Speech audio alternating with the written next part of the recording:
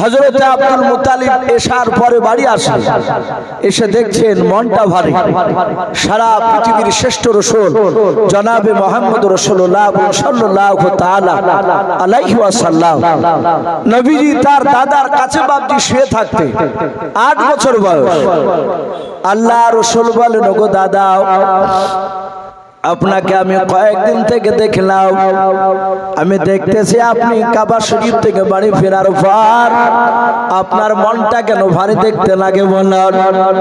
হযরত Abdul Muttalib রাসূলুল্লাহর হাত দুখানা ধরে বলেছিল, ওরে আমার ভাই শুনে নাও, আজ 1 না 2 না 18 দিন হতে চলল। ওরে আমার ভাই, কাবা শরীফের পাথর নিয়ে ঝামেলা শুরু হয়েছে। ওই পাথরটা 4টা মোড়ল নিয়ে টানাটানি শুরু করে দিয়েছে। ও বলছে আমি সরাবো, ও বলছে আমি সরাবো। একজন ব্যক্তিকে হুকুম দিনে আর 3 জনে মারামারি করতে চাইছে। ওরে ভাই, আজ 18 দিন ধরে মীমাংসা করতে পারে না। আল্লাহ রাসূল বললেন, গো আমার দাদা, চিন্তা করবেন না, আগামী সকালবেলা আমাকে নিয়ে যাবে।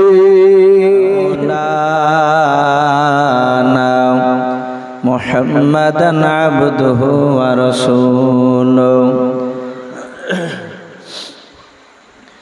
আউযু বিল্লাহি মিনাশ শাইতানির রাজীম। বিসমিল্লাহির রহমানির রহিম। ইয়া আইয়ুহাল্লাযীনা আমানু ওয়া আমিনু ওয়া ক্বালা আল্লাহু তাবারাকা ওয়া তাআলা قد جاءكم من الله نور وكتاب مبين وقال الله تبارك وتعالى وما أرسلناك إلا رحمة للعالمين وقال الله تبارك وتعالى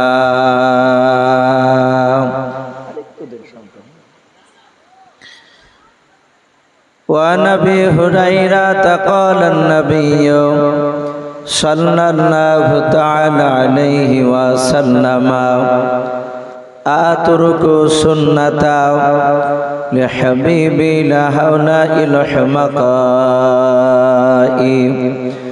أو كما قال عليه الصلاة والتسليم.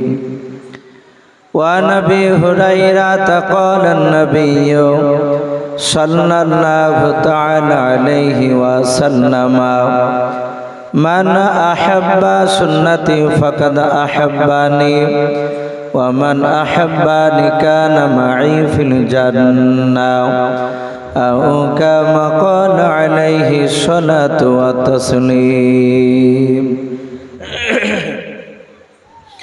إن الله وملائكته يصلون على النبي يا أيها الذين آمنوا صلوا عليه وسلموا تسليما. محبت সবাই দরুদ পড়ে পড়ুন আল্লাহুম্মা সাল্লি আলা মুহাম্মাদিন ওয়া আলা আলি মুহাম্মাদ কামা সাল্লাইতা আলা ইব্রাহিম ওয়া আলা আলি ইব্রাহিম ইন্নাকা হামিদুম মাজিদ. اللهم بارك على محمد وعلى آل محمد كما باركت على إبراهيم وعلى آل إبراهيم إنك حميد مجيد. সাল্লাল্লাহু তাআলা আলাইহি ওয়াসাল্লাম। কে আসনা বলে এই পৃথিবী হলো উজালা,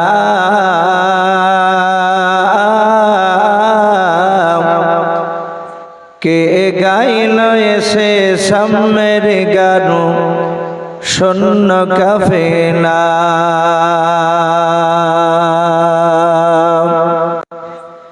কে আসনা বলে এই পৃথিবী হলো উজালা,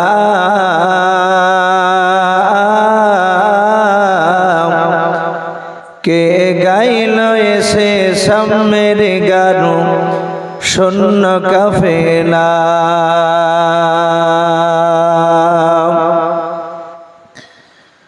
ও হাশমে মাকি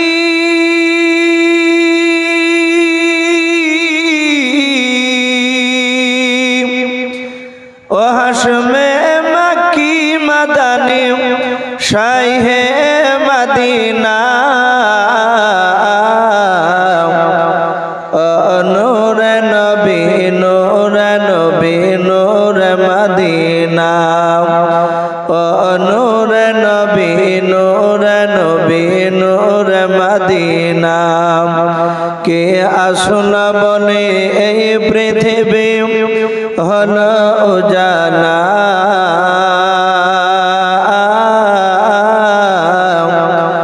কে গাইল এসে সামের গান শূন্য কাফেলা।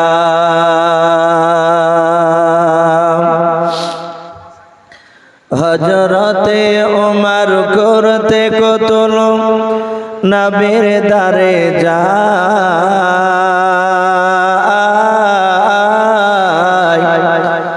আর নুরানি তার চেহারা দেখে ওমর ফেদা হয়ে যায়। মহব্বতে বলুন সুবহানাল্লাহ। হযরতে ওমর করতে কতল নবীর দারে যায়,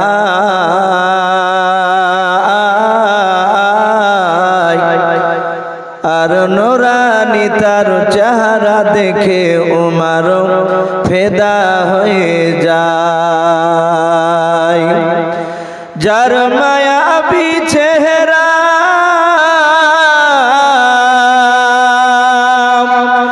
যার মায়াবী চেহারা দেখে ওমর হয়ে যায় নবীর দিবানা, নূরে নবী নূরে নবী নূরে মদিনা, নূরে নবী নূরে নবী নূরে মদিনা। কে আসনা বলে এই পৃথিবী হলো উজালা,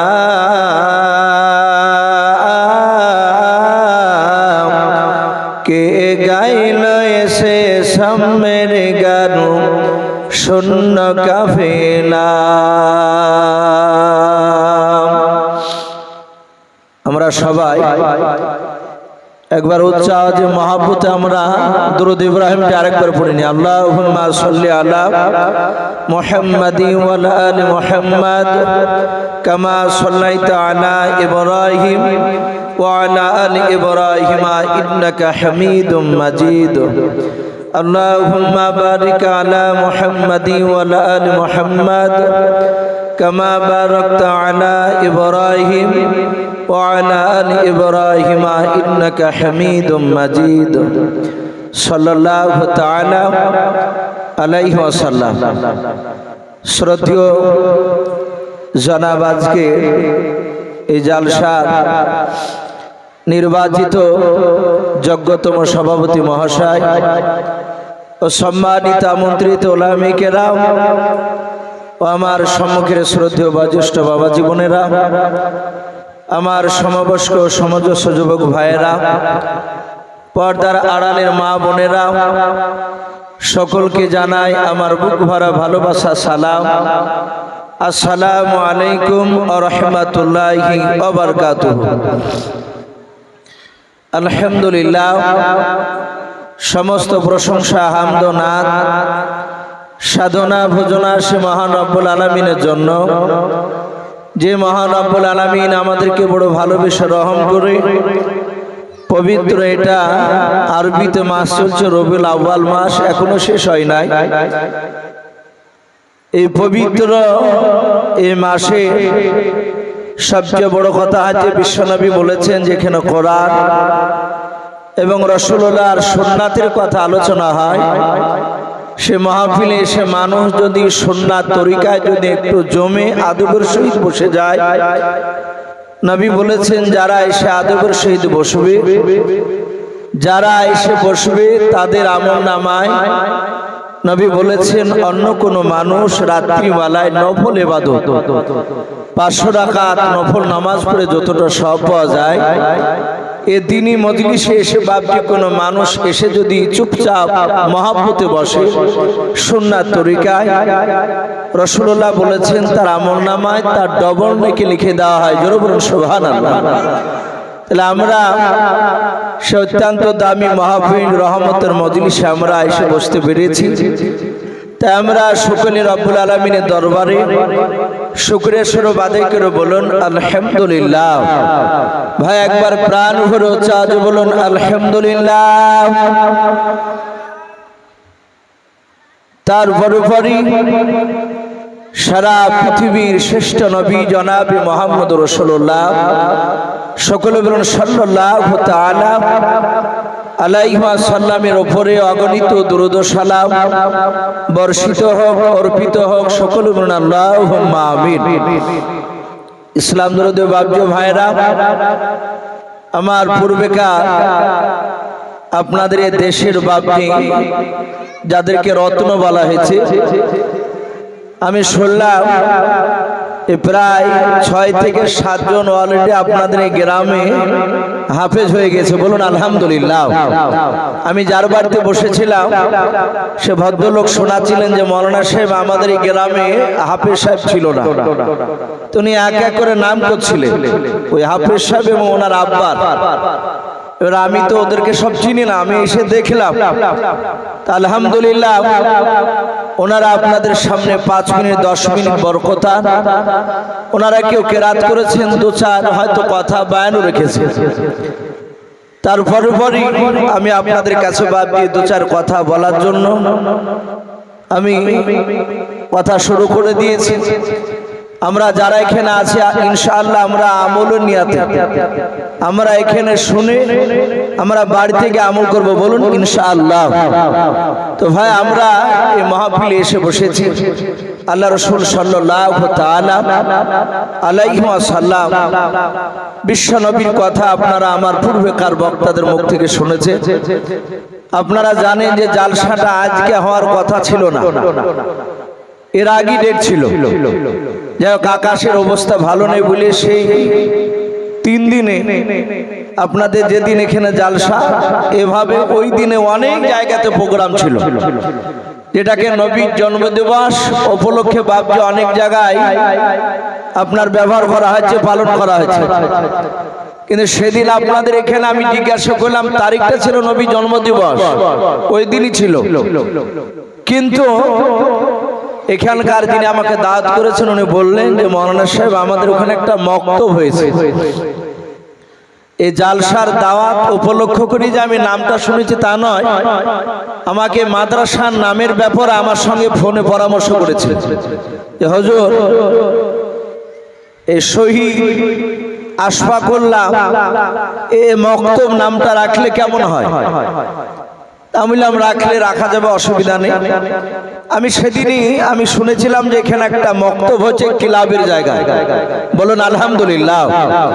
আমি ছেলেদেরকে আস্তে আস্তে বললাম যে ভাই ক্লাবটা এখনো যেহেতু আছে যদিও রাখেন, ক্লাব মানে সমাজের উন্নয়নমূলক কোনো কাজ করা হয়, কিন্তু এখন পুরো উল্টো হচ্ছে সব ক্লাবে সমাজের উন্নতি খুব কমই হচ্ছে। অনেক জায়গায় বছরে 2বার 3বার করে অনেক জায়গায় গান বাজানা নিয়ে আসে, যেহেতু মক্তব যেহেতু ওর পেছনে করেছে ওই মাটিতেই মনে হয় নাকি।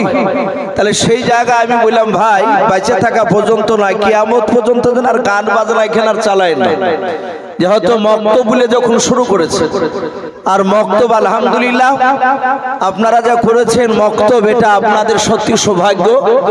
নবীজি বলেছেন যে আপনার একটা তলবুল ইলম, যারা মাদ্রাসায় ইলম শিখতে যায়, শুধু চন্দ্রহাটটাকে যে মাদ্রাসা বলে তা নয়, ওই বেললাগা সুগুলিয়া মাদ্রাসাকে মাদ্রাসা বলে, গুধিয়াকে মাদ্রাসা বলে, বাদ বাকি আপনাদের মক্তবকে মাদ্রাসা বলে না তা নয়। এটা হচ্ছে সুরাতান, এটা হচ্ছে সবচেয়ে বড় মাদ্রাসা, যেখানে প্রথম পড়ানো হয়। এই যে আলিফ বা তা সা, এই যে প্রথম শব্দগুলো শেখানো হচ্ছে, এগুলো হচ্ছে বুখারী পর্যন্ত সব এই পড়াগণেই চলে। এবার ওর সাথে উর্দু আর ফার্সি আরো বিভিন্ন কিতাব থাকে। তাই আল্লাহ রাসূল বলেছেন, একটা তলবুল ইলম যারা কোরআন শিখবো বলে যারা মক্তবে যায়, মাদ্রাসায় যায়, আল্লাহ রাসূল বলেছেন ওই তলবুল ইলমটা একটা কবরের পাহাড় দিয়ে যদি যায়, সে দোয়া কিছুই বলেনি, শুধু হয়তো কবরের পাহাড় দিয়ে যাওয়ার সময় বলেছেন আসসালামু আলাইকুম ইয়া আহলাল কবর, এতটুক যদি সালাম দিলেন যথেষ্ট। আমরা অনেকেই আরেকটু বড় করে দিই, একফিরুল্লাহু লানা ওয়া লাকুম, আমরা বলি না এটাও। আবার অনেকে দেখা যায় আরেকটা যদি অনেকে বাড়িয়ে দেয়, ওয়া আনতুম সালাফুনা নাহনু বিল আসার, ওগুলো যদি পুরোটা না পারেন শুধু এতটুক বলবেন আসসালামু আলাইকুম ইয়া আহলাল কবর। এতটুক সালাম দিয়ে তলবুল ইলমটা যদি গরস্থানের পাহাড় দিয়ে যায়, রাসূলুল্লাহ বলেছেন ওই তলবুল ইলমের বরকতে ওই কবরটায় 40 দিন কবরে আযাব মাপ থাকে। বলুন সুবহানাল্লাহ। তাহলে এত দাম, তাহলে সেই শিক্ষা আপনাদের এখানে বাপটি শুরু হয়ে গেছে মনে হয়, আলহামদুলিল্লাহ। পড়ানো চালু হয়েছে তো নাকি? মানে শুরু হলো, আগামী তো হবে ইনশাআল্লাহ। তো সেই মক্তব উপলক্ষে বাপজি আজকে দোয়ার মজলিস, কিছু আলোচনা করে দোয়া। আমাদের কারো আব্বা, কারো মা, দাদা দাদি, নানা নানু অনেকে চলে গেছে, আমরা দোয়া করবে মক্তব থেকে বাপজি বড় জায়গা পৌঁছে। আপনারা শুনেছেন বেলনাগা জুরুলিয়া মাদ্রাসা মুর্শিদাবাদের মধ্যে সবচেয়ে পুরানো মাদ্রাসা। ওই মাদ্রাসার কারগুজারি আমাদের উস্তাদ বলছিলেন, আমরা তো তখন ছিলাম না। তো ওই মাদ্রাসায় যিনি প্রতিষ্ঠাতা, প্রথম যে মাদ্রাসাটা করে একদম মক্তব আকারে, ওখানে একটা ছোট্ট বাজার আছে, বাস ছোট্ট একটা। তা হযরত মাওলানা জলিল আব্দুল জলিল সাহেব রহমাতুল্লাহ আলাইহি, আল্লাহ ওনাকে জান্নাতুল ফেরদাউস নসিব করুন, বলেন আল্লাহুম্মা আমিন। উনি গরুর গাড়ি থেকে করে বাপজি একটা দোয়ার মজলিসে যাচ্ছে, আমাদের হুজুর শোনাছিলেন। তো যেতে যেতে পেছাব লেগেছে, তো উনি বললেন গাড়োয়ানকে যে ভাই একটু দাঁড়াও, আমি এই জঙ্গলটাতে একটু পেছাব করে নিই। তখন মাদ্রাসা জুরুলিয়া হয়নি, সুরুলিয়া তো তখন হয়নি। ওই জায়গায় পেছাব করতে গিয়ে উনি বসে উঠে চলে আসছে। যিনি নিয়ে যাচ্ছিলেন গরুর গাড়িতে করে বললেন, হুজুর আপনি গিয়ে পেশাব করতে গিয়ে বসে আবার চলে আসলে, পেশাব করলেন না? উনি বললেন, বাবা আমি পেশাব করতে গিয়ে ওখানে দেখলাম, আমি বসার পরে দেখলাম ওখান থেকে এলমিয়াতে খুশবু বের হচ্ছে। বলুন আলহামদুলিল্লাহ।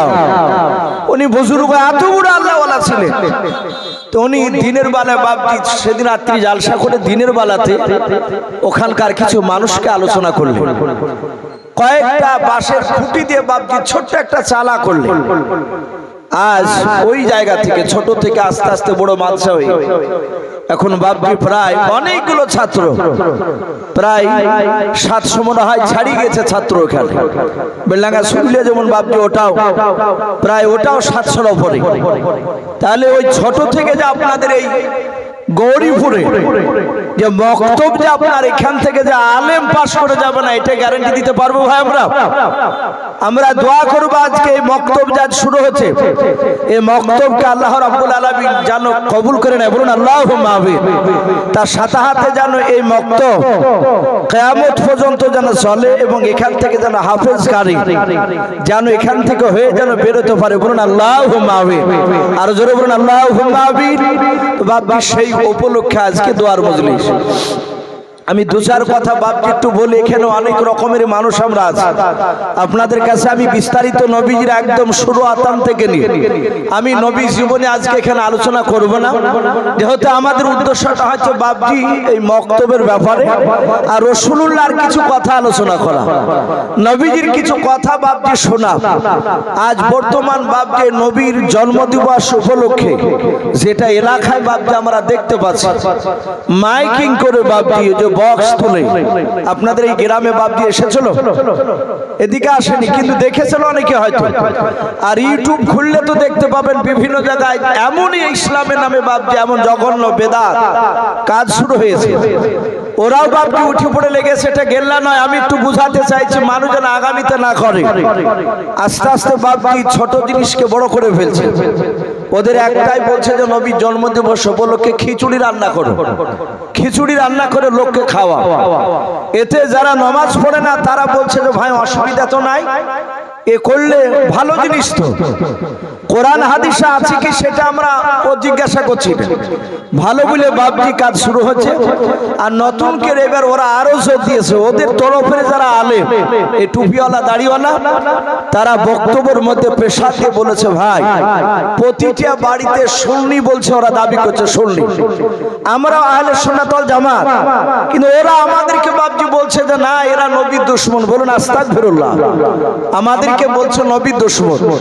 ওরা বলছে ভাই প্রতিটা আমাদের বাড়িতে সুন্নির বাড়িতে একটা করে ওই কবরে দেখেন আপনার মাজারে পীরের দরবারে পাথর সাপড়ি যারা গিয়েছে দেখবেন ওই চাদর কলমা লেখা থাকে লা ইলাহা ইল্লাল্লাহু মুহাম্মাদুর রাসূলুল্লাহ সাল্লাল্লাহু আলাইহি ওয়াসাল্লাম বলে চাদরে বাপজি কলমা লেখা থাকে। অনেক লরিতে দেখতে পাওয়া যায়, ওই ড্রাইভারের কাছে আপনার ঝোলানো থাকে। তো বলছে ওই কাপড় কলমা ঝোলানো কাপড় তোমরা প্রতিটা বাড়িতে ঝুলিয়ে রাখবে। একদম জোর গলা ওরা বক্তব্য দিচ্ছে, এলাকার লোক যেন চিনতে পারে যে এটা হানাফি না এটা সুন্নি বেরেলি, এটা দেখে যেন চিনতে পারে। এটা বাপজি বারবারান্তি করা, এটা বাপজি শরীয়তে কোথাও নেই। আমার বিশ্ব নবী জনাবে মুহাম্মদ রাসূলুল্লাহ সাল্লাল্লাহু তাআলা আলাইহি ওয়াসাল্লামের বাপজি জন্মের তারিখ নিয়ে, এতে বাপজি রবিউল আউয়াল মাসের 12 তারিখে যে জন্ম নিয়েছে এটা পৃথিবীর বেশিরভাগ উলামারা বলেছেন না, 12 তারিখে বিশ্ব নবী দুনিয়াতে জন্ম নেননি। রাসূলুল্লাহ জন্ম নিয়েছেন 9 তারিখে। আরেক কিছু উলামা লিখেছেন যে না রাসূল সাল্লাল্লাহু তিনি জন্ম নিয়েছেন 11 তারিখে, আবার কিছু বলেছেন 12 তারিখে। এতে দ্বিমত রয়েছে, কিন্তু বেশিরভাগ উলামারা তারা 9 তারিখটাকে বাপজি প্রাধান্য দিয়েছেন। বলুন আলহামদুলিল্লাহ। এখন আপনার আমাদের প্রশ্ন হতে পারে তাহলে 12 তারিখ, কিন্তু 12 তারিখের ব্যাপারে বাপজি রাসূলুল্লাহর ইন্তেকাল করার ব্যাপারে কারো দ্বিমত নয়। পৃথিবীতে যত রকমের মাযহাব রয়েছে আমরা জানি 4টা মাযহাব। কটা? 4 মাযহাব। প্রতিটা ইমাম তারা বলছেন যে রাসূল সাল্লাল্লাহু ইন্তেকাল করেছেন ওই রবিউল আউয়াল মাসের 12 তারিখে, সোমবারের দিন সকালের দিকে। এতে কারো দ্বিমত নেই, কিন্তু রাসূলুল্লাহর জন্মের তারিখ নিয়ে বাপজি দ্বিমত একটাই কারণ, আমার রাসূলুল্লাহ দুনিয়াতে আসার সাথে সাথে মক্কার লোকেরা তারা জানতেন না যে ইনি আখিরি জামানার পয়গম্বর। কথা ঠিক না বেঠিক বলে? রাসূলুল্লাহ উনি জন্ম নেওয়ার পরে পরে সাথে সাথে উনি যে নবী এটা কেউ জানতেন না। আল্লাহ রাসূল সাল্লাল্লাহু আলাইহি ওয়াসাল্লামের বাপজি তার অলৌকিক কিছু ঘটনা রাসূলুল্লাহর জীবনে বাপজি কিছু ঘটেছে, তখন মানুষ বলা শুরু করেছে। কেমন করে? তাফসীরে বাপজি এসেছে সিরাতে হালবিয়া বলে একটি কিতাব, রাসূলুল্লাহর জীবনী তাতে লিখেছে আমার বিশ্ব নবীর বাপজি তখন বয়স মাত্র 8 বছর। কত বছর বললাম? 8 বছর। মক্কার লোকেরা তাও বাপজি জানতো না যে ইনি আখিরি জামানার পয়গম্বর রাসূল। এটা প্রকাশ হয়নি। আমার বিশ্ব নবী 8 বছর বয়সে, আমরা সকলেই জানি নবীর আপন দাদার নাম ছিল আব্দুল মুত্তালিব। কি নাম বললাম ভাই একটু জোরে বলে? Abdul Muttalib. উনি কাবা শরীফের বাপজি দেখাশোনা করার দায়িত্ব পেয়েছিলেন। উনি এত সৎ মানুষ ছিলেন, তাই কাবা শরীফে বাপজি আমরা জানি একটা পাথর রয়েছে। যারা হাজী সাহেব আছেন এখানে, ওই কাবা শরীফের বাপজি ওই পাথরটাকে বাপজি মানুষ, পৃথিবীর মানুষ গিয়ে চুমা দেয়। অনেকে কাছে যেতে পারে, অনেকে কাছে যেতে পারে না, দূর থেকে ভাবে ইশারা করে। ওই পাথরটা নাম হচ্ছে হাজরে আসওয়াদ। কি বললাম? হাজরা আসওয়াদ, কালো পাথর। কিন্তু তাফসীরে এসেছে বাপজি ওই পাথরটা ছিল সাদা পাথর। বলুন আলহামদুলিল্লাহ। হাজরা আবিয়াদ ছিল সাদা পাথর। রাসূলুল্লাহ বলেছেন গোটা পৃথিবীর মানুষ হজ করতে যায়, ওই পাথরটা জান্নাতি পাথর। বলুন সুবহানাল্লাহ। গুনাহগার মানুষের গোনাকে বাপজি চুম্বকের মতো টেনে নেয়। পাথরটা সাদা থেকে কালো হয়ে গিয়েছে। ওই পাথরটা বাপজি সরিয়ে জায়গাটা একটু মেরামত করছিলেন রাসূলুল্লাহ, তখন 8 বছর বয়স। রহমতের নবী দাদা আব্দুল মুতালিব উনি ওই পাথরটাকে বাপজি সরিয়ে জায়গাটা একটু পরিষ্কার করে ওই পাথরটা এবার সরাবে কে? ওই পাথরটার নির্ধারিত জায়গায় কে নিয়ে যে রাখবে? এবার শুরু হয়ে গেল বাপজি ঝামেলা। আব্দুল মুতালিব তিনি মক্কার বাপজি কাবা শরীফের তিনি মুতাল্লি, সেক্রেটারি যাকে বলা হয়। উনি বললেন, ভাই তুমি মোড়ল, তুমি যাও। যাহাতে একটা মোড়লকে হুকুম করলেন, পাশ থেকে আর একটা নয় 3টা মোড়ল। তারা চিৎকার করে বলেছিল, এই আব্দুল মুতালিব, শুনে নাও, আমার পেছনে 1000 নয় কয়েক হাজার লোক রয়েছে। আমি কয়েক হাজার লোকের আমি নেতা। ওই লোকটা পাথর যদি সরায় আমি কেন পাবো না? পাথরও সরাবে না, বাচ্চা বংশ আমার বড়, আমার পেছনে লোক আছে, আমি সরাবো। আব্দুল মুতালিব বলে, না ভাই, তাহলে ওকে দাও, আরেকজনকে দাও হোক। এভাবে 4টা দলের 4 নেতা তারা ঝামেলা শুরু করে দিল। পাথরটা সরাবে কে? এই ঝামেলা 1 নয় 2 নয়, প্রায় মোটামুটি বাপজি 18 দিন ধরে চললো। কতদিন বললাম? 18 দিন ধরে মীমাংসা করতে পারে না। সারাদিন কাবা শরীফের থাকে। আব্দুল মুতালিব সন্ধ্যাবেলায় না রাত্রিবেলায় এসার সময় বাড়ি আসে। তখন তার 5 ওয়াক্ত নামাজ ছিল না। ছিল কি? কথা বলুন। 5 ওয়াক্ত নামাজ ছিল না। তখনকার যে ইবাদত, কিছু নফল ইবাদত ছিল, তাই করতে। হযরত আব্দুল মুতালিব এসার পরে বাড়ি আসেন। এসে দেখছেন মনটা ভারী। সারা পৃথিবীর শ্রেষ্ঠ রাসূল জনাবে মুহাম্মদ রাসূলুল্লাহ সাল্লাল্লাহু তাআলা আলাইহি ওয়াসাল্লাম নবীজি তার দাদার কাছে বাপজি শুয়ে থাকতে 8 বছর বয়স। আল্লাহ রাসূল বলেন, ওগো দাদা, আপনাকে আমি কয়েকদিন থেকে দেখলাম, আমি দেখতেছি আপনি কাবা শরীফ থেকে বাড়ি ফেরার পর আপনার মনটা কেন ভারী দেখতে লাগে বলেন। হযরত আব্দুল মুতালিব রাসূলুল্লাহর হাত দুখানা ধরে বলেছিল, ওরে আমার ভাই, শুনে নাও, আজ 1 না 2 না 18 দিন হতে চললাম। ওরে আমার ভাই, কাবা শরীফের পাথর নিয়ে ঝামেলা শুরু হয়েছে। ওই পাথরটা 4টা মোড়ল নিয়ে টানাটানি শুরু করে দিয়েছে। ও বলছে আমি সরাবো, ও বলছে আমি সরাবো। একজন ব্যক্তিকে হুকুম দিলে আর 3 জনে মারামারি করতে চাইছে। ওরে ভাই, আজ 18 দিন ধরে মীমাংসা করতে পারে নাই। আল্লাহ রাসূল বললেন, গো আমার দাদা, চিন্তা করবেন না, আগামী সকালবেলা আমাকে নিয়ে যাবে।